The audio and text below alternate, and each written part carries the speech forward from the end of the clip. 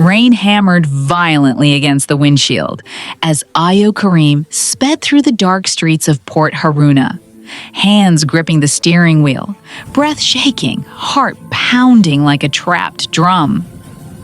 His phone buzzed nonstop.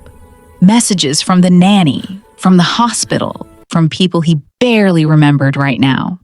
But he ignored everything except the memory of his daughter's voice, crying on the call just minutes earlier. "Daddy, please come home." The voice had been weak, trembling, almost fading. He pressed harder on the accelerator. It all began long before this stormy night, back when life was gentle, back when promises felt easy to keep. 3 years earlier, Ayo stood in a silent hospital room, Zainab's small hand in his. Machines beeped steadily, almost too calmly for a moment. This heartbreaking. His wife lay frail beneath white sheets, her once bright eyes dull from the sickness that had drained her. Yet she still smiled faintly as she looked between Ayo and their 2-year-old daughter, Tomi. "Ayo, don't let our little girl grow up alone," she whispered. "Protect her, love her, and one day, allow yourself to live again." Ayo bent down, tears dripping on her knuckles. "I promise, Z. I swear I'll protect her with everything I am." Zainab exhaled one final soft breath, and the world dimmed. Ayo kept his promise. At least, he tried. Years passed, and he rebuilt himself piece by piece. He threw himself into his businesses, his chain of luxury hotels, his logistics company, the seaside restaurant everyone in Port Haruna admired. His name became known, respected, powerful. But in the quiet corners of his mansion, he often found Tomi drawing alone, or sitting with her dolls, waiting for a mother who would never return. And somewhere inside him, the loneliness echoed too. That was when he met Clara. She entered his life like warm sunlight through a cracked door. Soft laughter, a beautiful smile, elegant dresses that always smelled faintly of citrus. She was an event planner with a good reputation and a graceful charm that made people comfortable around her. They met at a charity dinner Ayo sponsored. Clara bumped into him, nearly spilling her drink. "Oh my God, sir, I'm so sorry," she gasped, eyes wide. Ayo chuckled and steadied her glass. "It's all right. No harm done." "I feel terrible," she insisted, cheeks flushing. "Can I maybe offer you a replacement drink?" He almost refused. He wasn't one to be easily swayed. But something in her voice was warm, sincere. "Sure," he said softly. They talked the rest of the evening. She was witty, smart, and surprisingly down to earth for someone so stunning. And when she asked about Tomi, her face softened in a way that made Ayo's chest tighten. "I'd love to meet her someday," Clara said gently. "She sounds like a sweetheart." For the first time in years, Ayo felt hopeful. A week later, Clara came to the Eon mansion. Tomi, shy and quiet, peeked from behind Nanny Ruth's wrapper. Clara knelt.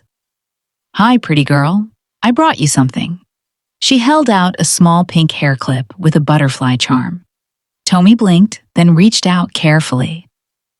"Thank you," she whispered. Ayo felt something warm melt inside him. Clara seemed perfect. She read bedtime stories with animated voices. She baked cookies with Tomi. She helped arrange charity events with Ayo. She listened to him talk about Zainab without flinching or comparing herself. The spark between them grew slowly, tenderly, subtle touches, lingering glances, late-night conversations by the pool. One night, Ayo caught Clara staring at him across the dining table, her eyes soft, lips slightly parted. The air thickened with a tension he hadn't felt in years. "Ayo," she murmured, voice barely above a whisper. You deserve to smile again." He tried to look away, but she reached across the table, touching his hand.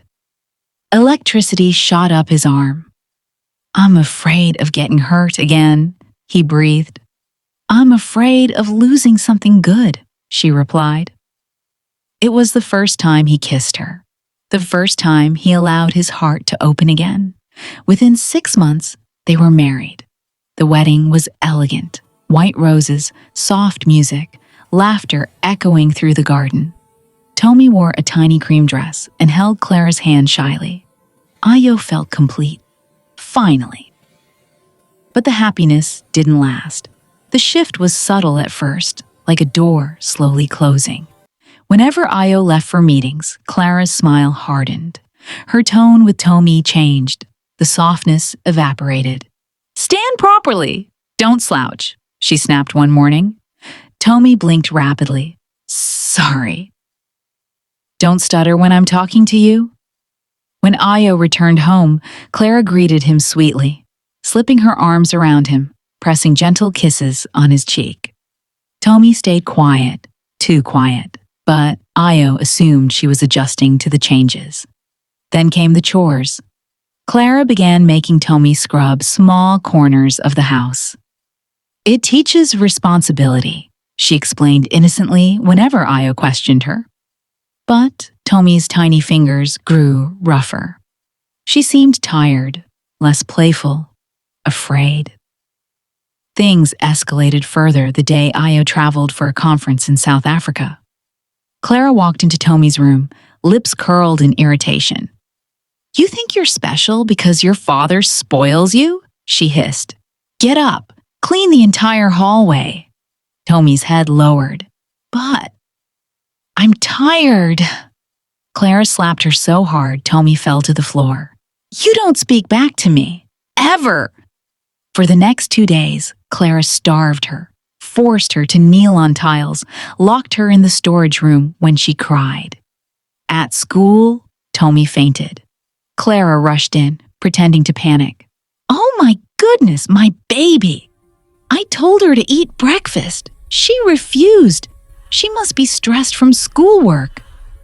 The teacher, Ms. Bello, didn't believe her, not with the bruises she noticed forming on Tommy's arms. She called Ayo. "Sir, I think something is wrong at home." But Clara intercepted the call, laughing lightly. "Oh no, Miss Bello, everything is fine. Tommy's just adjusting." Ayo trusted Clara because he loved her. Until the night Tommy found the courage to sneak into the bathroom and dial his number.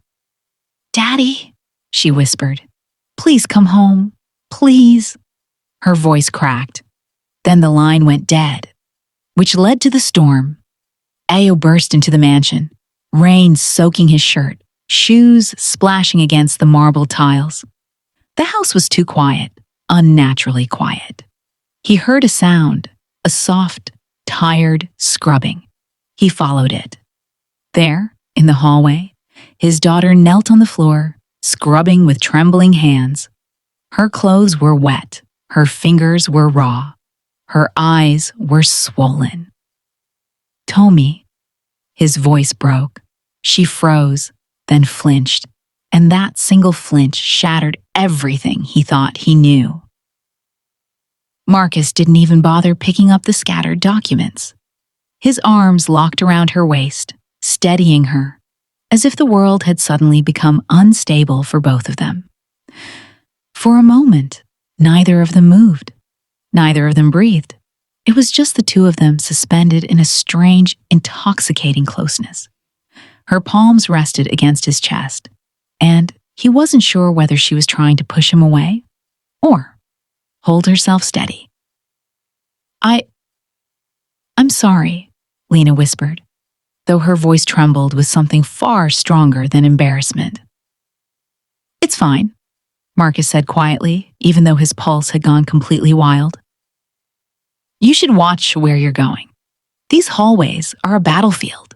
She finally pulled back, clearing her throat. I was just in a hurry. "To report about the girl sleeping in my club," he said. Her eyes widened again, guilt flickering over her face. You already know? Word travels fast around me. He exhaled slowly. Let's go. She blinked. You're coming with me? Of course, he replied.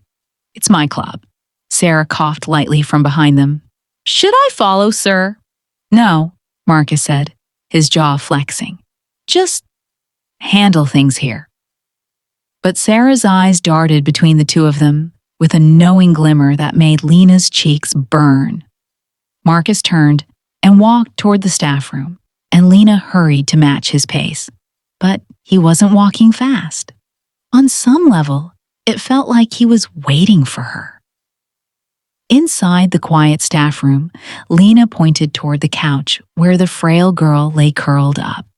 Her clothes were torn, her skin bruised, and even in sleep she didn't look at peace. Marcus's expression shifted instantly. The charm, the teasing glint, gone. In its place was something darker, sharper. Rage and concern tangled in his eyes like an old familiar storm. Lena, he said quietly, where exactly did you find her? In the alley, behind the club, Lena replied. She was being kicked by two guys. I yelled at them and they ran. I didn't know what else to do. Marcus turned sharply toward her. You were alone? She stiffened. Yes. Why? You went after two men by yourself? His voice rose, controlled but furious. Are you out of your mind? I couldn't just leave her there to die. That's not the point. Then what is the point? She shot back. That I should have minded my business? Pretended I didn't see her? Act like everyone else who walked past her? His jaw tightened, his fists clenched at his sides. The point is that you could have been hurt, or worse. She swallowed, her anger softening slightly. Marcus turned his gaze back to the girl, kneeling beside her, and speaking more gently than Lena had ever seen him speak. Hey, can you hear me? He murmured, brushing a strand of hair from the girl's face. You're safe now. Her eyes fluttered weakly, confusion swimming behind them. Water, she whispered. Without waiting, Lena rushed to grab a bottle from the fridge. Marcus helped the girl sit up carefully. When Lena handed over the bottle, the girl's hands trembled so much that water spilled onto her chin. Lena wiped it gently. What's your name? Lena asked softly.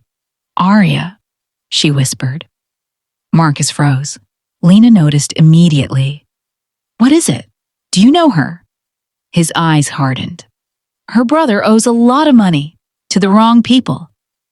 Arya flinched at the mention of her brother, burying her face in her hands. They took him. They said if he doesn't pay, I'm next. And they attacked you, Marcus finished, his voice dangerously low. Arya nodded, trembling.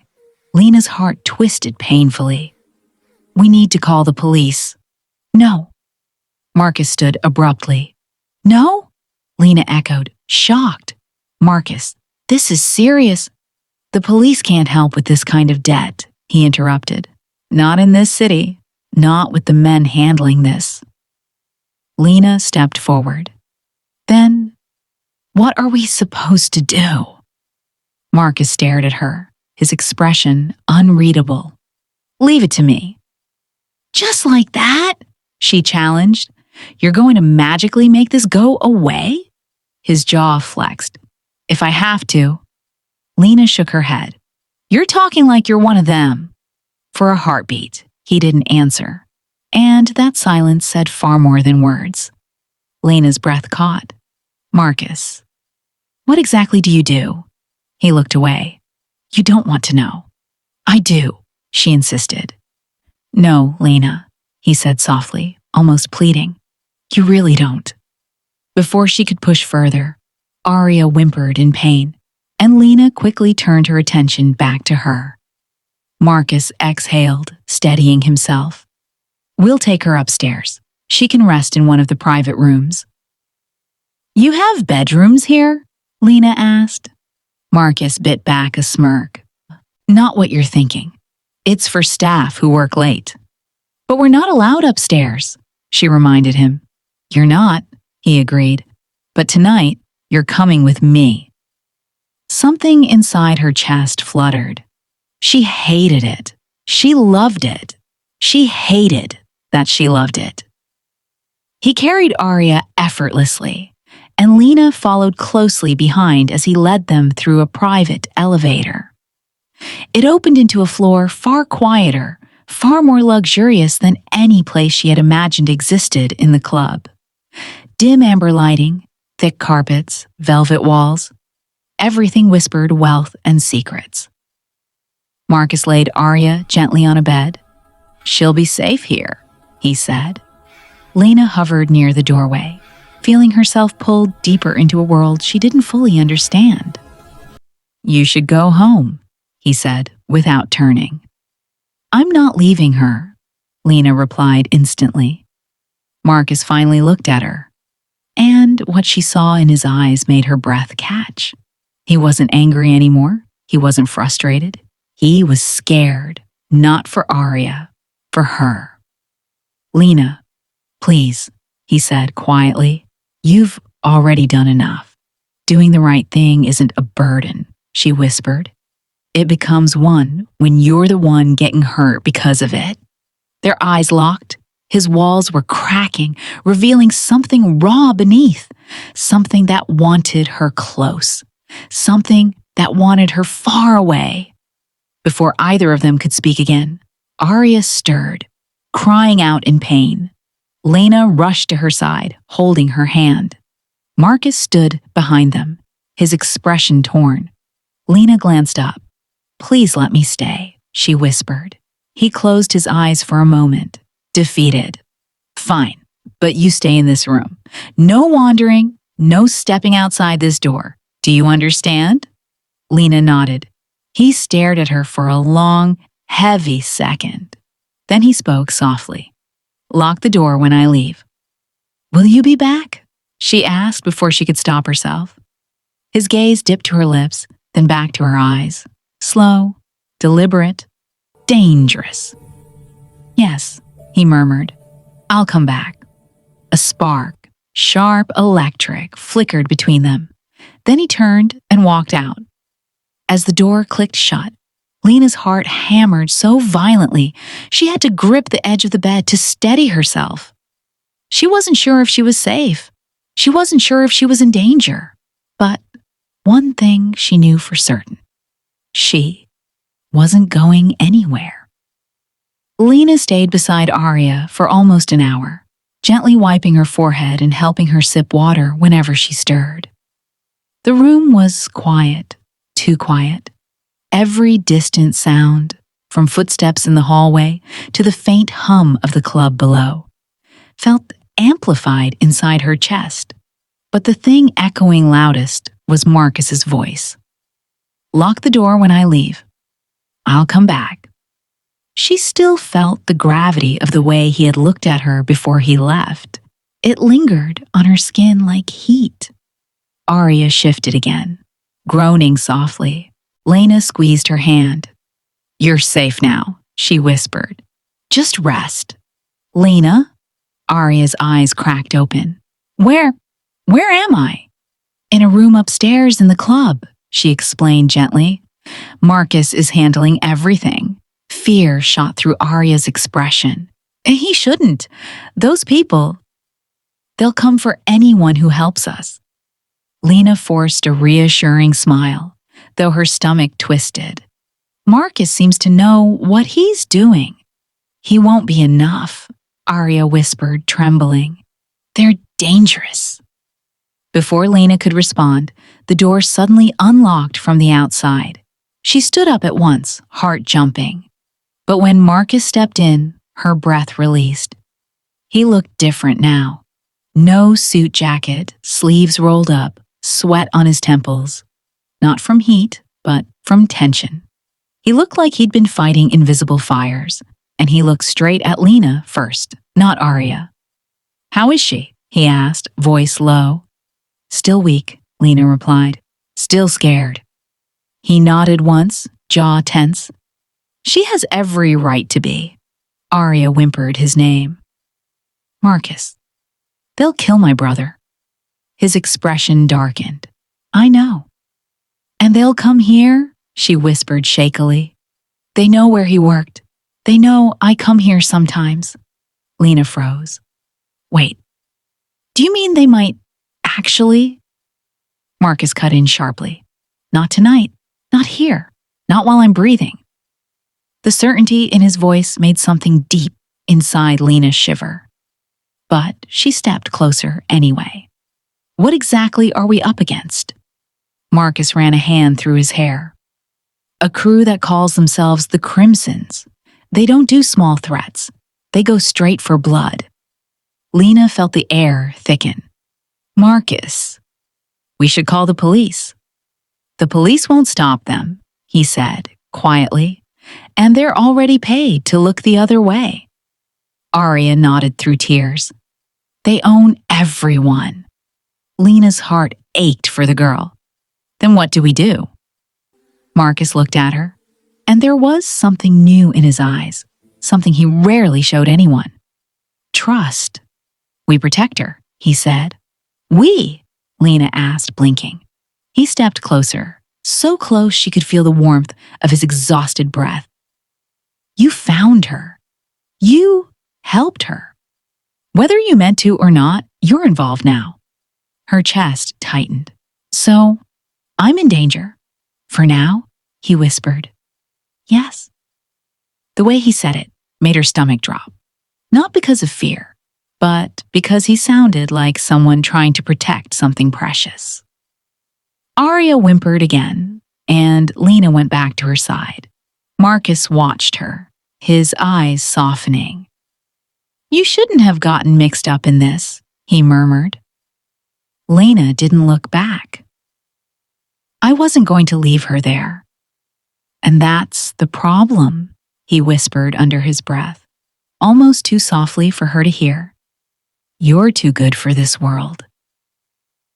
When she turned, to him, he immediately looked away, as if embarrassed he'd said it out loud. She found herself smiling, small, shy, unable to help it. Thank you. I wasn't complimenting you. He tried to sound stern. You kind of were. He didn't answer, but the corner of his mouth tugged upward.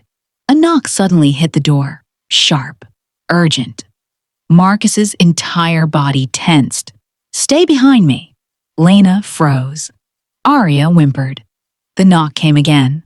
Marcus approached with silent steps, hand reaching instinctively behind his back, toward a weapon Lena couldn't see. Her heart almost stopped.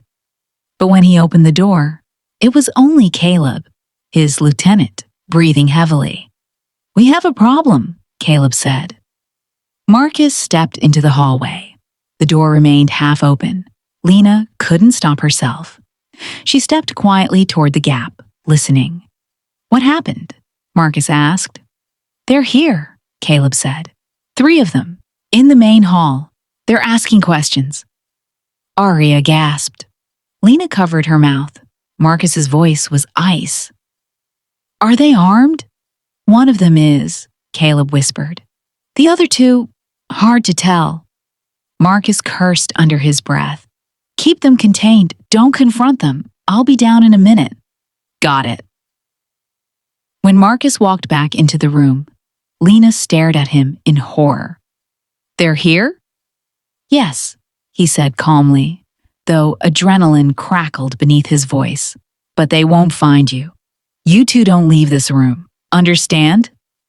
Lena shook her head. No, Marcus, this is too much. You can't just walk down there alone. I'm not alone, he said. I have Caleb. That's 1 man. And I don't need more. She stepped forward, voice trembling. But they might hurt you. His eyes locked onto hers, slow, deliberate. Lena, why do you care? Her heart stuttered. The question hit too close, too honestly, because she shouldn't care. Because he was a man who lived in shadows. Because she barely knew him. But she did care. He saw the answer before she said it, and something inside him shifted. "You're shaking," he whispered. "I'm not," she lied. He stepped closer, brushing his hand along her arm, not grabbing, just touching, calming, grounding. "Listen," he murmured. "I need you to be brave. Can you do that for me?" Her breath caught. "Yes? Good." He let his hand fall away reluctantly. "Lock the door behind me. Don't open it for anyone but me or Caleb." "And if they find us?" Lena whispered. "They won't." "But if they do?" she pressed.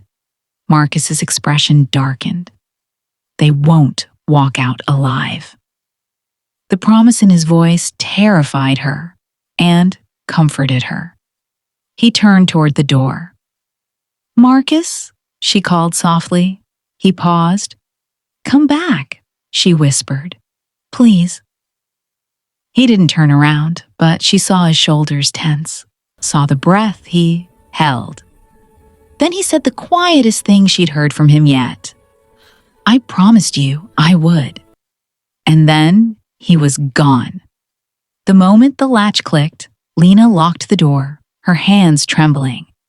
Arya began to cry softly. "We shouldn't have come here." Lena pulled her into an embrace. "It's okay, Marcus will fix it." "But what if they kill him?" Arya whispered. Lena swallowed hard, her voice barely held steady. "He's not the type to fall." Downstairs, the faint hum of music had changed. Tension vibrated through the walls like a heartbeat on the verge of collapsing. Lena pressed her ear to the door, but all she could hear was distant shouting. And then silence. Complete, chilling silence. Her stomach twisted. Something had happened. Something big. And in that silence, she prayed Marcus wasn't lying in a pool of blood below. The silence downstairs stretched longer than it should have. Too long. Lena's pulse throbbed in her ears as she pressed her palms hard into the door, as if she could feel the building breathe. We need to go now. It's not Arya What about clutched the her others? arm. Just leave. Lena, what's happening? "I don't know," she whispered. A sudden crash exploded from the floor below, metal against wood, followed by a muffled grunt. Arya shrieked, and Lena covered her mouth quickly. "Quiet," she whispered urgently. Then another sound ripped through the tension. A gunshot. Lena's heart dropped to her knees. Arya trembled violently. "Oh, God! Oh, God!" Another shot. Two more. A scream. Running footsteps. Lena felt sick. "Marcus, please be okay." Arya hit her face against Lena's shoulder, sobbing silently as the chaos below continued in violent bursts.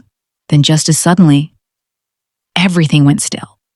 No shouts, no footsteps, no gunshots. Just heavy, dead silence. Lena stared at the door, fingers trembling over the lock as if touching it might somehow tell her whether he was alive. Minutes crawled by, then footsteps. Slow, measured, coming up the stairs. Arya clung to her. "Don't open it," she pleaded. "Don't open it!" Lena didn't move. Her chest rose and fell sharply as the footsteps drew closer. One step, another. Then they stopped directly in front of the door. A long pause. Then 3 knocks, 2 firm, 1 lighter. Marcus's pattern. Lena exhaled so hard her knees buckled. She unlocked the door with shaking fingers. Marcus stepped in. And he was alive, but not unharmed. Blood streaked the side of his temple. His shirt was torn at the sleeve, and bruising already carved itself along his knuckles. He looked like he had walked out of a battlefield, because he had. Lena's breath caught. "Marcus, you're hurt." "It's not my blood," he said flatly. That wasn't comforting. He shut the door behind him and leaned back against it, exhaling hard. Caleb appeared a moment later, supporting himself against the frame. His cheek was scratched, lip bleeding, but he nodded at Lena like everything was under control. "It's handled," Caleb murmured. Arya cried harder in relief. Lena almost did too. Marcus stepped forward and Lena met him halfway. Her fingers hovered near the cut on his temple. "You need to sit down." "I'm fine." "You're bleeding." "I've had worse." "That doesn't make it okay." He smirked faintly, weakly. "Someone's very worried." She glared at him, voice softening despite herself. "Of course I'm worried." His smirk faded. His eyes softened. Something unspoken simmered between them. Caleb cleared his throat. Boss? I'll check the hallway." He slipped out, closing the door behind him. Marcus stepped closer to Lena again, voice dropping. "I told you I'd come back." "You almost didn't." He lifted her chin gently. "But I did." Her breath hitched. For a moment, they stayed frozen in that gravity, pulled toward each other by something dangerous and undeniable. Then Arya spoke. Is my brother safe?" Marcus released Lena gently and turned to Arya. "I don't know yet," he said honestly, "but I will find him." Arya shook her head desperately. "No, they'll kill him. Please, you have to help." "And I will." His voice softened, but carried steel underneath. "But first, I need you safe, both of you."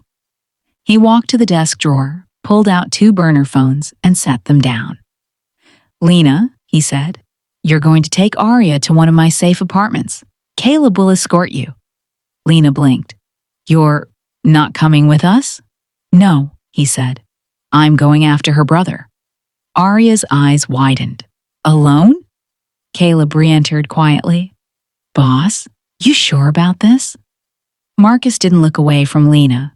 "Yeah, I'm sure." Lena shook her head instantly. No, I'm not letting you go alone. Marcus, these people aren't playing, and neither am I. You could die." He stepped closer, lowering his voice so only she could hear. "I'm more worried about something else." "What?" "You." Her heartbeat stuttered. "Marcus, if you're with me tonight, you'll slow me down. And if something happens to you..." He trailed off, jaw tightening. "I don't want that on my conscience." She swallowed hard. "So, you're pushing me away?" "I'm keeping you breathing." Their eyes clung to each other, a battle of fear and stubbornness. Finally, Marcus exhaled, his voice almost breaking. "I'll come back," he whispered again. "Just like I did tonight." Lena's throat tightened. "Promise?" He placed his forehead against hers, an intimate, fleeting gesture that stole the air between them. "I promise." Arya looked away, giving them space, though she trembled in fear. Marcus pulled back slowly. "Caleb?" "Yeah?" "Take them. Keep them safe. Don't let anyone get within 10 feet. You got it?"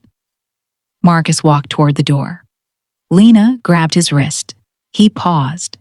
She leaned up and pressed a gentle kiss against his cheek, right beside the bruise where he had fought for their lives. "Come back to me," she whispered. His eyes burned with something he tried hard to hide. "I will." He left before he could change his mind, or kiss her back. Caleb guided them to the back exit. Everything moved fast after that. Dark hallways, security doors, a black SUV waiting in an alley. Lena held Arya close as the city lights blurred past the windows. But her mind was only in one place, with Marcus. Arya eventually fell asleep on her shoulder. Caleb drove silently, glancing often at the rearview mirror. "You care about him," he finally said. Lena stiffened. "I care about what he's doing." "No, you care about him," Caleb chuckled softly. He hasn't looked at someone the way he looks at you since. He stopped himself. Since when? Lena pressed. He shook his head. Not my story to tell.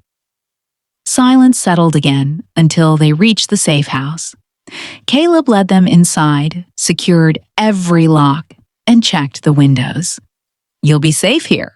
I'll stay outside the door. Lena nodded, but her hands were shaking. She sat Arya on the couch and knelt beside her. Get some rest. I'll be right here. Arya finally drifted off. Lena paced back and forth, staring at her phone, willing it to ring. Minutes turned to hours. No message, no call, nothing. Then, finally, a buzzing notification lit up the screen. Unknown number. Her breath caught as she opened it. A single text. It's done. He's safe. Coming back to you. Marcus. Lena's eyes filled with tears of relief. She pressed a hand to her chest, feeling her heart start to breathe again. She typed back with trembling fingers. Hurry. No reply came, but she didn't need one. She knew he was already on his way, and for the first time in her life, she hoped someone dangerous would walk through her door. Thank you for reading. If you want more stories like this, make sure to like, comment, and subscribe so you don't miss my next good stories like this. Bye for now. See you soon.